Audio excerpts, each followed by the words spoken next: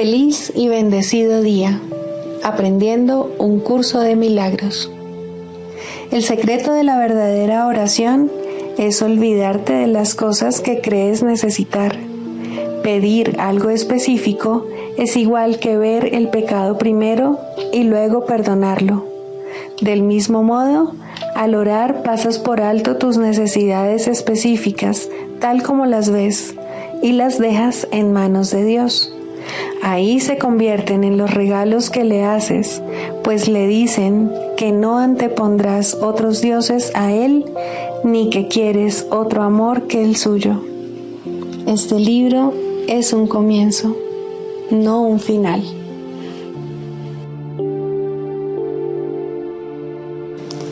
Las relaciones especiales que se establecen en el mundo son destructivas, egoístas e infantilmente egocéntricas. Mas, si se le entregan al Espíritu Santo, pueden convertirse en lo más sagrado de la tierra, en los milagros que señalan el camino de retorno al cielo. El mundo utiliza las relaciones especiales como el último recurso en favor de la exclusión y como una prueba de la realidad de la separación. El Espíritu Santo las transforma en perfectas lecciones de perdón y las utiliza como un medio para despertarnos del sueño. Cada una representa una oportunidad de sanar nuestras percepciones y de corregir nuestros errores. Cada una es una nueva oportunidad de perdonarnos a nosotros mismos, perdonando a otros. Y cada una viene a ser una invitación más al Espíritu Santo y al recuerdo de Dios.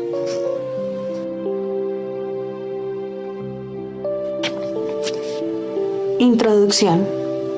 Este es un curso de milagros. Es un curso obligatorio. Solo el momento en que decides tomarlo es voluntario.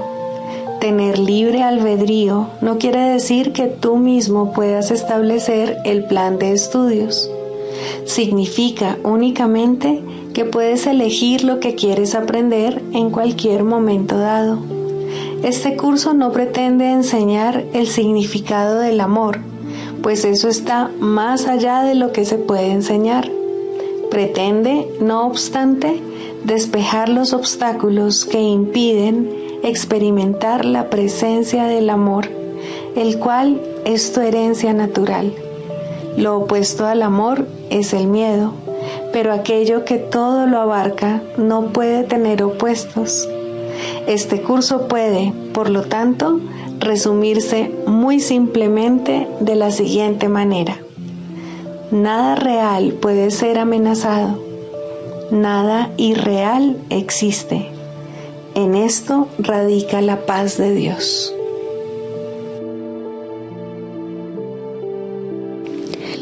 Los milagros se asocian con el miedo debido únicamente a la creencia de que la oscuridad tiene la capacidad de ocultar. Crees que lo que no puedes ver con los ojos del cuerpo no existe. Esta creencia te lleva a negar la visión espiritual.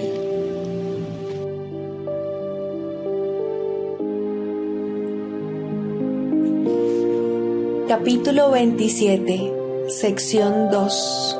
El temor a sanar. ¿Es atemorizante sanar? Sí, para muchos lo es, pues la acusación es un obstáculo para el amor y los cuerpos enfermos son ciertamente acusadores. Obstruyen completamente el camino de la confianza y de la paz, proclamando que los débiles no pueden tener confianza y que los lesionados no tienen motivos para gozar de paz. ¿Quién que haya sido herido por su hermano podría amarlo aún y confiar en él? Pues su hermano lo atacó y lo volverá a hacer. No lo protejas, ya que tu cuerpo lesionado demuestra que es a ti a quien se debe proteger de él. Tal vez perdonarlo sea un acto de caridad, pero no es algo que él se merezca. Se le puede compadecer por su culpabilidad, pero no puede ser eximido. Y si le perdonas sus transgresiones, no haces sino añadir otro fardo más a la culpabilidad que realmente ya ha acumulado. Los que no han sanado no pueden perdonar, pues son los testigos de que el perdón es injusto. Prefieren conservar las consecuencias de la culpabilidad que no reconocen. No obstante, nadie puede perdonar un pecado que considere real, y lo que tiene consecuencias tiene que ser real, porque lo que ha hecho está ahí a la vista. El perdón no es piedad, la cual no hace sino tratar de perdonar lo que cree que es verdad. No se puede devolver bondad por maldad, pues el perdón no establece primero que el pecado sea real para luego perdonarlo. Nadie que esté hablando en serio diría: hermano, me has herido. Sin embargo, puesto que de los dos yo soy el mejor, te perdono por el dolor que me has ocasionado. Perdonarle y seguir sintiendo dolor es imposible, pues ambas cosas no pueden coexistir. Una niega a la otra y hace que sea falsa.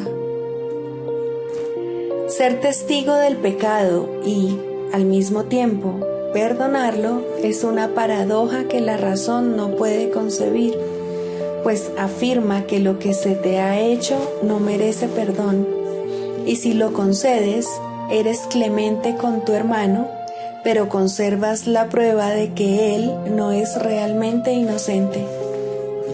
Los enfermos siguen siendo acusadores, no pueden perdonar a sus hermanos ni perdonarse a sí mismos.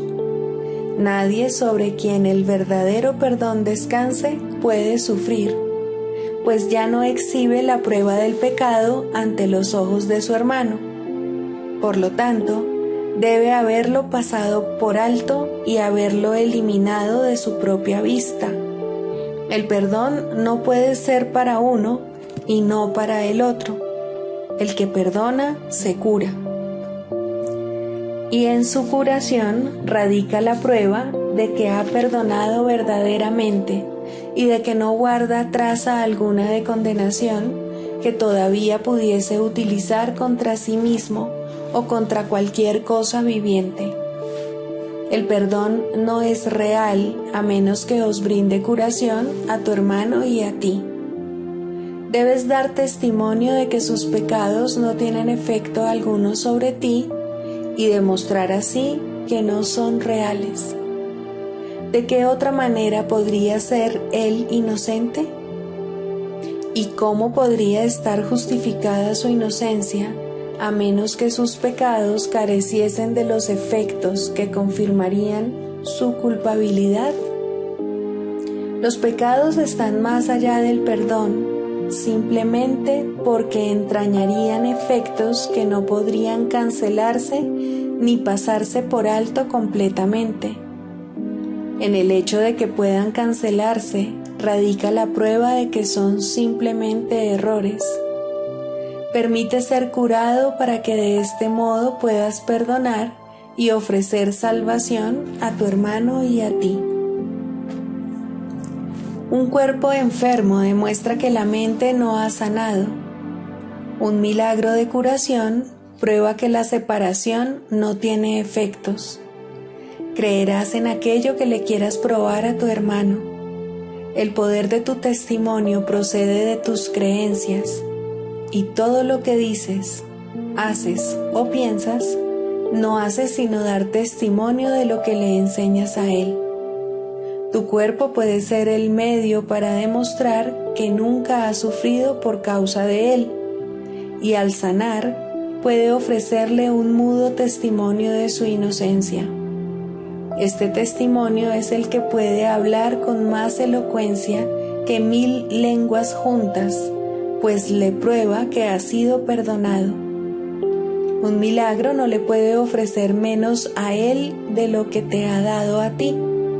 De esta manera, Tu curación demuestra que tu mente ha sanado y que ha perdonado lo que tu hermano no hizo. Y así, él se convence de que jamás perdió su inocencia y sana junto contigo. El milagro deshace de este modo todas las cosas que, según el mundo, jamás podrían deshacerse. Y la desesperanza y la muerte no pueden sino desaparecer ante el ancestral clarín que llama a la vida. Esta llamada es mucho más poderosa que las débiles y miserables súplicas de la muerte y la culpabilidad. La ancestral llamada que el Padre le hace a su Hijo y el Hijo a los suyos será la última trompeta que el mundo jamás oirá. Hermano, la muerte no existe, y aprenderás esto cuando tu único deseo sea mostrarle a tu hermano que él jamás te hirió. Él cree que tiene las manos manchadas de tu sangre y, por lo tanto, que está condenado, mas se te ha concedido poder mostrarle, mediante tu curación, que su culpabilidad no es sino la trama de un sueño absurdo. Cuán justos son los milagros, pues os otorgan a ti y a tu hermano el mismo regalo de absoluta liberación de la culpabilidad. Tu curación os evita dolor a ti y a él, y sanas porque le deseaste el bien. Esta es la ley que el milagro obedece. La curación no ve diferencias en absoluto. No procede de la compasión, sino del amor. El amor quiere probar que todo sufrimiento no es sino una vana imaginación, un absurdo deseo sin consecuencia alguna. Tu salud es uno de los resultados de tu deseo de no ver a tu hermano con las manos manchadas de sangre, ni de ver culpabilidad en su corazón apesadumbrado por la prueba del pecado. Y lo que deseas se te concede para que lo puedas ver. El costo de tu serenidad es la suya. Este es el precio que el Espíritu Santo y el mundo interpretan de manera diferente. El mundo lo percibe como una afirmación del hecho de que con tu salvación se sacrifica la suya. El Espíritu Santo sabe que tu curación da testimonio de la suya y de que no puede hallarse apartada de ella en absoluto. Mientras tu hermano consienta sufrir, tú no podrás sanar, mas tú le puedes mostrar que su sufrimiento no tiene ningún propósito ni causa alguna. Muéstrale que has sanado y él no consentirá sufrir por más tiempo, pues su inocencia habrá quedado clara ante sus propios ojos y ante los tuyos, y la risa reemplazará a vuestros lamentos, pues el Hijo de Dios habrá recordado que Él es el Hijo de Dios. ¿Quién tiene entonces miedo de sanar? Solo aquellos para quienes el sacrificio y el dolor de su hermano representan su propia serenidad. Su propia impotencia y debilidad sirven de base para justificar el dolor de su hermano. El constante aguijón de culpabilidad que su hermano experimenta sirve para probar que él es un esclavo, pero que ellos son libres. El constante dolor que sufren es la prueba de que ellos son libres porque pueden mantener cautivo a su hermano y desean la enfermedad para evitar que la balanza del sacrificio se incline a favor de aquel. ¿Cómo se podría persuadir al Espíritu Santo para que se detuviese por un instante, o incluso menos, a razonar con semejantes argumentos en favor de la enfermedad? ¿Y es acaso menester demorar tu curación porque te detengas a escuchar a la demencia? Tu función no es corregir. La función de corregir le corresponde a uno que conoce la justicia, no la culpabilidad. Si asumes el papel de corrector, ya no puedes llevar a cabo la función de perdonar. Nadie puede perdonar hasta que aprende que corregir es tan solo perdonar, nunca acusar. Por tu cuenta, no podrás percatarte de que son lo mismo y de que, por lo tanto, no es a ti a quien corresponde corregir. Identidad y función son una misma cosa, y mediante tu función te conoces a ti mismo. De modo que si confundes tu función con la función de otro, es que estás confundido con respecto a ti mismo y con respecto a quién eres. ¿Qué es la separación sino un deseo de arrebatarle a Dios su función y negar que sea suya? Mas, si no es su función, tampoco es la tuya, pues no puedes por menos que perder aquello de lo que te apoderas. En una mente escindida, la identidad no puede sino dar la impresión de que está dividida. Nadie puede percibir que una función está unificada si ésta tiene propósitos conflictivos y objetivos diferentes. Para una mente tan dividida como la tuya, corregir no es sino una manera de castigar a otro por los pecados que tú crees son tus propios pecados. Y de este modo, el otro se convierte en tu víctima, no en tu hermano, diferente de ti por el hecho de ser más culpable y tener, por lo tanto, la necesidad de que lo corrijas al ser tú más inocente que él. Esto separa su función de la tuya y os da a ambos un papel diferente. Y así no podéis ser percibidos como uno y con una sola función, lo cual querría decir que compartís una misma identidad y un solo objetivo. La corrección que tú quisieras llevar a cabo no puede sino causar separación, ya que esa es la función que tú le otorgaste.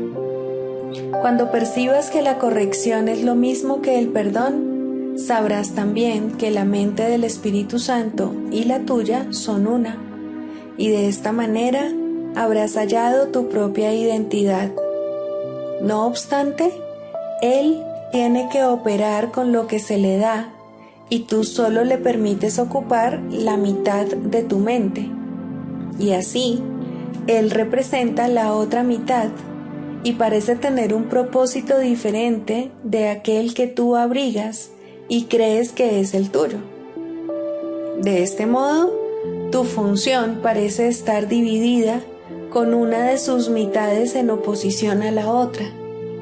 Esas dos mitades parecen representar la separación de un ser que se percibe dividido en dos. Observa cómo esta percepción de ti mismo no puede sino extenderse y no pases por alto el hecho de que todo pensamiento se extiende, porque ese es su propósito debido a lo que realmente es. De la idea de que el ser se compone de dos partes, surge necesariamente el punto de vista de que su función está dividida entre las dos. Pero lo que quieres corregir es solamente la mitad del error, que tú crees que es todo el error. Los pecados de tu hermano se convierten, de este modo, en el blanco central de la corrección. No vaya a ser que tus errores y los suyos se vean como el mismo error.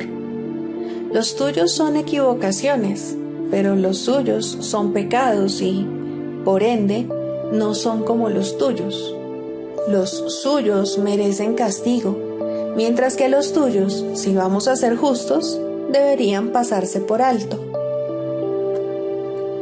De acuerdo con esta interpretación de lo que significa corregir, no podrás ver tus propios errores, pues habrás trasladado el blanco de la corrección fuera de ti mismo sobre uno que no puede ser parte de ti mientras esa percepción perdure. Aquel al que se condena jamás puede volver a formar parte del que lo acusa, quien lo odiaba y todavía lo sigue odiando por ser un símbolo de su propio miedo. He aquí a tu hermano, el blanco de tu odio, quien no es digno de formar parte de ti y es, por lo tanto, algo externo a ti, la otra mitad, la que se repudia. Y solo lo que se deja privado de su presencia se percibe como todo lo que tú eres.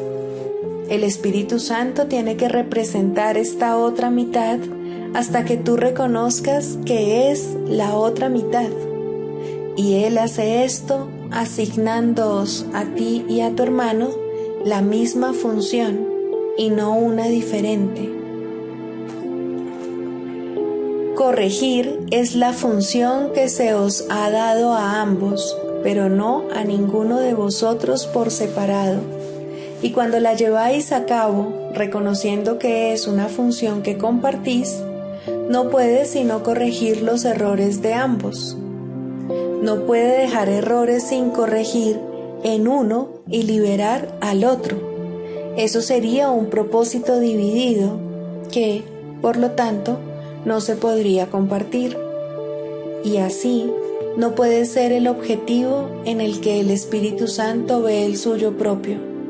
Y puedes estar seguro de que Él no llevará a cabo una función que no vea y reconozca como propia, pues sólo así puede Él mantener la vuestra intacta, a pesar de vuestros diferentes puntos de vista con respecto a lo que es vuestra función.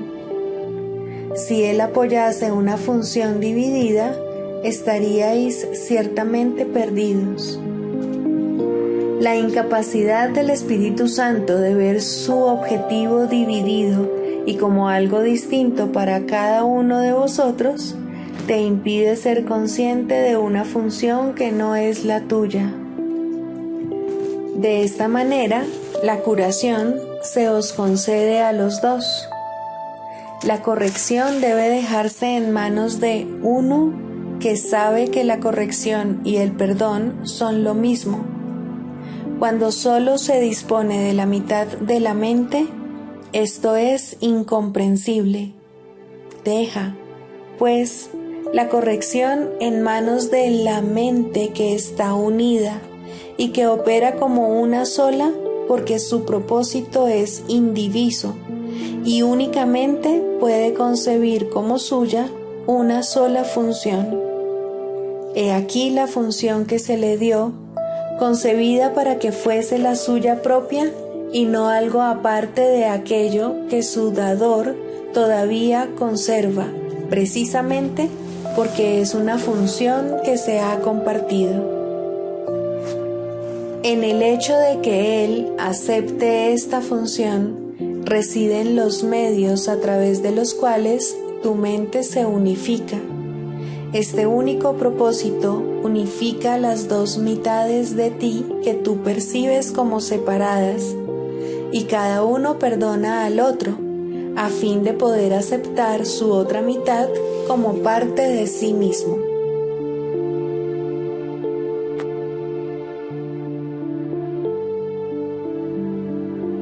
Libro de ejercicios 3. ¿Qué es el mundo? El mundo es una percepción falsa. Nació de un error y no ha abandonado su fuente. Persistirá mientras se siga abrigando el pensamiento que le dio vida. Cuando el pensamiento de separación haya sido sustituido por uno de verdadero perdón, el mundo se verá de una manera completamente distinta, de una manera que conduce a la verdad en la que el mundo no puede sino desaparecer, junto con todos sus errores. Ahora su fuente ha desaparecido, al igual que sus efectos. El mundo se fabricó como un acto de agresión contra Dios. es el símbolo del miedo. Mas, ¿qué es el miedo sino la ausencia de amor? El mundo, por lo tanto, se fabricó con la intención de que fuese un lugar en el que Dios no pudiese entrar y en el que su Hijo pudiese estar separado de él. Esa fue la cuna de la percepción, pues el conocimiento no podría haber sido la causa de pensamientos tan descabellados. Mas los ojos engañan y los oídos oyen falsedades. Ahora es muy posible cometer errores porque se ha perdido la certeza. Y para sustituirla nacieron los mecanismos de la ilusión, que ahora van en pos de lo que se les ha encomendado buscar. Su finalidad es servir el propósito para el que se fabricó el mundo, de modo que diese testimonio de él y lo hiciera real. Dichos mecanismos ven en sus ilusiones una sólida base donde existe la verdad y donde se mantiene aparte de las mentiras. No obstante, no informan más que de ilusiones, las cuales se mantienen separadas de la verdad.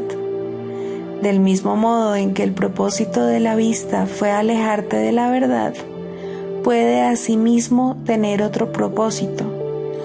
Todo sonido se convierte en la llamada de Dios, y aquel a quien Dios designó como el Salvador del mundo puede conferirle a toda percepción un nuevo propósito. Sigue su luz y verás el mundo tal como Él lo ve. Oye solo su voz en todo lo que te habla y deja que Él te conceda la paz y la certeza que tú desechaste, pero que el cielo salvaguardó para ti en Él. No nos quedemos tranquilos hasta que el mundo se haya unido a nuestra nueva percepción. No nos demos por satisfechos hasta que el perdón sea total.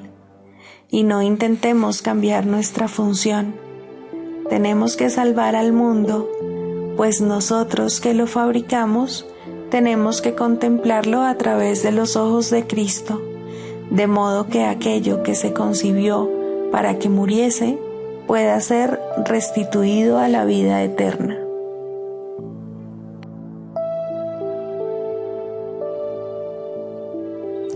Lección 245. Tu paz está conmigo, Padre. Estoy a salvo. Tu paz me rodea, Padre. Donde quiera que voy, tu paz me acompaña y derrama su luz sobre todo aquel con quien me encuentro. Se la llevo al que se encuentra desolado, al que se siente solo y al que tiene miedo. Se la ofrezco a los que sufren, a los que se lamentan de una pérdida, así como a los que creen ser infelices y haber perdido toda esperanza. Envíamelos, Padre. Permíteme ser el portador de tu paz, pues quiero salvar a tu Hijo, tal como dispone tu voluntad, para poder llegar a reconocer mi ser. Y así caminamos en paz, transmitiendo al mundo entero el mensaje que hemos recibido. Y de esta manera oímos por fin la voz que habla por Dios, la cual nos habla según nosotros predicamos la palabra de Dios, cuyo amor reconocemos, puesto que compartimos con todos la palabra que Él nos dio.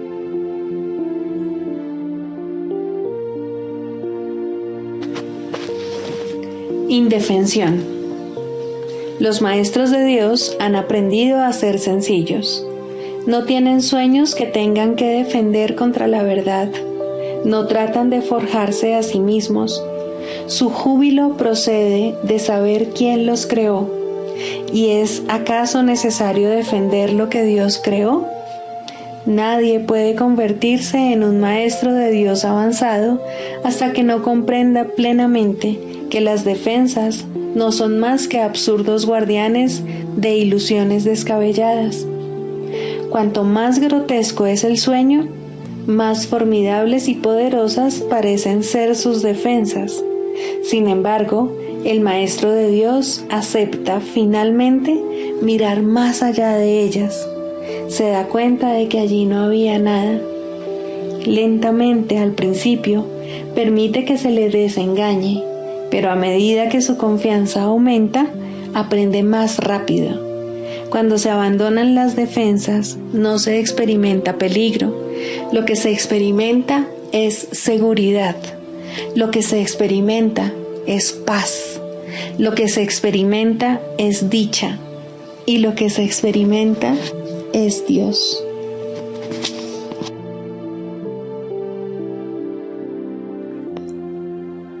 Manual para el maestro. 2. ¿Quiénes son sus alumnos? A cada uno de los maestros de Dios le han sido asignados ciertos alumnos, los cuales comenzarán a buscarle tan pronto como él haya contestado la llamada. Fueron escogidos para él porque la forma de enseñanza universal que va a impartir es la más apropiada para ellos en vista de su nivel de entendimiento. Sus alumnos le han estado esperando, pues su llegada es segura. Una vez más, esto es solo cuestión de tiempo. Tan pronto como él elija desempeñar su papel, sus alumnos estarán listos para desempeñar el suyo. El tiempo aguarda su elección, pero no a quién ha de servir. Cuando esté listo para aprender, se le proveerá de las oportunidades para enseñar. Para entender el plan de enseñanza-aprendizaje de la salvación, es necesario entender el concepto de tiempo que expone el curso. La expiación corrige las ilusiones, no lo que es verdad. Corrige, por lo tanto, lo que nunca existió. Lo que es más, el plan para esa corrección se estableció y se completó simultáneamente, puesto que la voluntad de Dios es algo completamente ajeno al tiempo. La realidad es también algo ajeno al tiempo, al ser de Él. En el instante en que la idea de la separación se introdujo en la mente del Hijo de Dios, en ese mismo instante Dios dio su respuesta.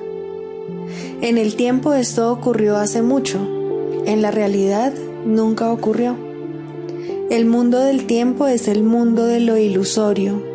Lo que ocurrió hace mucho parece estar ocurriendo ahora. Las decisiones que se tomaron en aquel entonces parecen como si aún estuviesen pendientes, como si aún hubiera que tomarlas. Lo que hace mucho que se aprendió, se entendió y se dejó de lado, se considera ahora un pensamiento nuevo, una idea reciente, un enfoque diferente. Puesto que tu voluntad es libre, puedes aceptar lo que ha ocurrido en cualquier momento que así lo decidas, y solo entonces te darás cuenta de que siempre había estado ahí. Tal como el curso subraya, no eres libre de elegir el programa de estudios, ni siquiera la forma en que lo vas a aprender. Eres libre, no obstante, de decidir cuándo quieres aprenderlo, y al aceptarlo, ya lo habrás aprendido. El tiempo, entonces, se remonta a un instante tan antiguo que está más allá de toda memoria, e incluso más allá de la posibilidad de poder recordarlo. Sin embargo, debido a que es un instante que se revive una y otra vez y de nuevo otra vez, parece como si estuviese ocurriendo ahora. Y así es como el alumno y el maestro parecen reunirse en el presente, encontrándose el uno con el otro como si nunca antes se hubiesen conocido. El alumno llega en el momento oportuno al lugar oportuno. Esto es inevitable, pues hizo la elección correcta en aquel viejo instante que ahora revive. El Maestro hizo asimismo una elección inevitable en ese pasado remoto. Lo que la voluntad de Dios dispone solo da la impresión de que toma tiempo para cumplirse, pues, ¿qué podría demorar el poder de la eternidad? Cuando alumno y maestro se encuentran, da comienzo una situación de enseñanza-aprendizaje, ya que el maestro no es quien realmente imparte la enseñanza. Siempre que dos hermanos se juntan con el propósito de aprender, el Maestro de Dios les habla. La relación es santa debido a este propósito y Dios ha prometido enviar su Espíritu a toda relación santa. En la situación de enseñanza-aprendizaje, cada uno aprende que dar es lo mismo que recibir. Las demarcaciones que habían establecido entre sus papeles, sus mentes, sus cuerpos, sus necesidades, sus intereses y todas las diferencias que pensaban les separaban, se debilitan, se desvanecen y desaparecen. Aquellos que han de aprender el mismo curso comparten un mismo interés y un mismo objetivo. Y así, el que era el alumno se convierte ahora en un maestro de Dios, pues ha tomado la misma decisión que hizo que su maestro llegase a él. Ha visto los intereses de otro como si fuesen los suyos propios.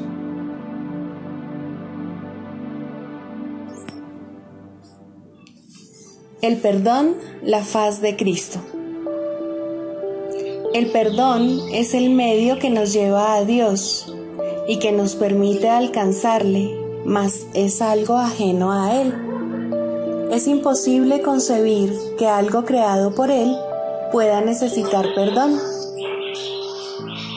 El perdón, entonces, es una ilusión, pero debido a su propósito, que es el del Espíritu Santo, hay algo en ella que hace que sea diferente. A diferencia de las demás ilusiones, nos aleja del error en vez de acercarnos a él. Al perdón podría considerársele una clase de ficción feliz, una manera en la que los que no saben pueden salvar la brecha entre su percepción y la verdad. No pueden pasar directamente de la percepción al conocimiento, porque no creen que esa sea su voluntad. Esto hace que Dios parezca ser un enemigo en lugar de lo que realmente es, y es precisamente esta percepción de mente la que hace que no estén dispuestos a simplemente ascender y retornar a Él en paz. Y de este modo necesitan una ilusión de ayuda, porque se encuentran desvalidos, un pensamiento de paz porque están en conflicto. Dios sabe lo que su Hijo necesita antes de que Él se lo pida. Dios no se ocupa en absoluto de la forma, pero al haber otorgado el contenido, su voluntad es que se comprenda, y eso basta. Las formas se adaptan a las necesidades, pero el contenido es inmutable, tan eterno como su Creador. Antes de que el recuerdo de Dios pueda retornar, es necesario ver la faz de Cristo. La razón es obvia. Para ver la faz de Cristo se requiere percepción. El conocimiento no es algo que se pueda ver, pero la faz de Cristo es el gran símbolo del perdón. Es la salvación. Es el símbolo del mundo real. El que la ve deja de ver el mundo. Está tan cerca ya del umbral del cielo como es posible estar mientras aún esté afuera. Mas desde ahí, un paso más basta para entrar. Es el paso final, y ese se lo dejamos a Dios. El perdón es un símbolo también, pero en cuanto que símbolo exclusivo de la voluntad del Padre, no puede ser dividido. Y así, La unidad que refleja se convierte en su voluntad. Eso es lo único que aún está en el mundo en parte y que, al mismo tiempo, es el puente que conduce al cielo. La voluntad de Dios es lo único que existe.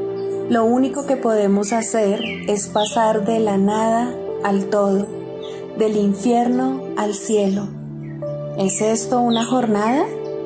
No, en verdad no lo es, pues la verdad no va a ninguna parte. Pero las ilusiones cambian según el lugar o la época. El paso final no es más que otro cambio. Por ser una percepción, es en parte irreal. Sin embargo, esa parte desaparecerá. Lo que entonces quedará será la paz eterna y la voluntad de Dios. Ahora ya no hay deseos, pues los deseos cambian. Incluso lo que una vez se deseó puede volverse indeseable. Esto es así porque el ego jamás puede estar en paz, pero la voluntad es constante por ser el don de Dios. Y lo que Él da es siempre como Él mismo. Este es el propósito de la faz de Cristo. Es el regalo de Dios para la salvación de su Hijo. Contempla únicamente esto y habrás sido perdonado. Cuán hermoso se vuelve el mundo en ese instante en el que ves la verdad acerca de ti mismo reflejada en Él. Ahora estás libre de pecado y contemplas tu impecabilidad. Ahora eres santo y así lo percibes. Y ahora la mente retorna a su Creador, la unión de Padre e Hijo, la unidad de unidades que se encuentra detrás de toda unión, aunque más allá de todas ellas. No se ve a Dios, sino que únicamente se le comprende. No se ataca a su Hijo, sino que se le reconoce.